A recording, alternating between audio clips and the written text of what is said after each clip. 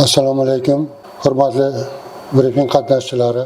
Men Hojiyev Xudoyberdi, Uchtut oshpi oilaviy shifokori bo'lib ishlayman.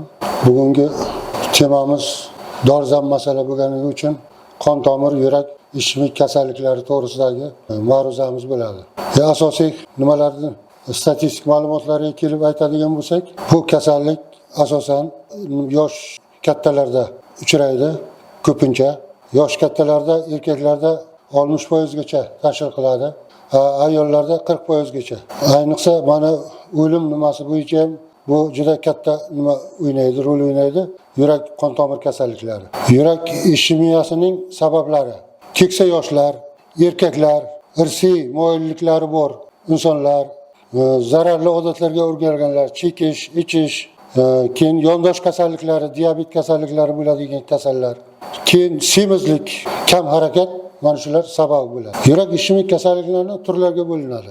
Birinchisi stenokardiya, ikkinchisi miokard infarkti, yurak ritmining buzilishi, to'satdan koronar o'lim, kardioskleroz, yurak yetishmovchiligi. Yurak ishemiyasi ham ikkiga bo'linadi. O'tkir bo'ladi va surunkali bo'ladi. O'tkirga kiradi stenokardiya, infarkt, koronar turlari kiradi. Xronik kasalliklarga ateroskleroz, kardioskleroz kiradi. Stenokardiya degani bu yurak ishemiyasini keng tarqalgan turi bo'lib, og'riqli va og'riqsiz o'tishi mumkin turlari bor. Infarkt yurak muskullarini nekrozi bo'lib, kislorod yetishmovchiligi sababidan kelib chiqadi. Yurak ishemiyasida nimalar kuzatiladi? Yurak ishemiyasining asosiy belgisi og'riq sindromi hisoblanadi. Nerv reseptorlarini moddalar almashuvining buzilishi natijasida kelib chiqadi. Ikkinchi xronik ishemik natijasida yurak muskullarining doimiy gipoksiyaga uchrashi.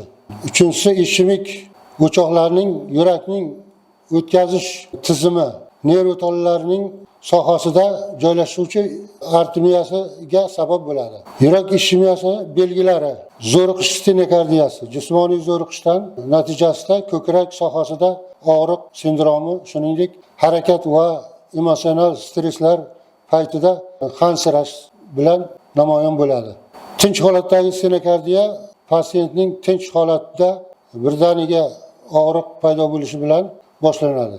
Yurak ishemiyasini davolash prinsiplari: jismoniy va emotsional zo'riqishlarni kamaytirish, parhez, hayvon yog'i, uglevod chegaralash, uglevodlarni chegaralash, ovqat ratsionini mevalar, sabzavotlar, sut va baliq mahsulotlari bilan qo'shish, tana vaznini kamaytirish, medikamentoz terapiyada angioregulatorlar, asetil salisil kislota, trombaz, aspirin, kardiomagnil kabi dorilardan foydalanib turish kerak, doimiy ichilib turish kerak qari yoshdagilar uchun.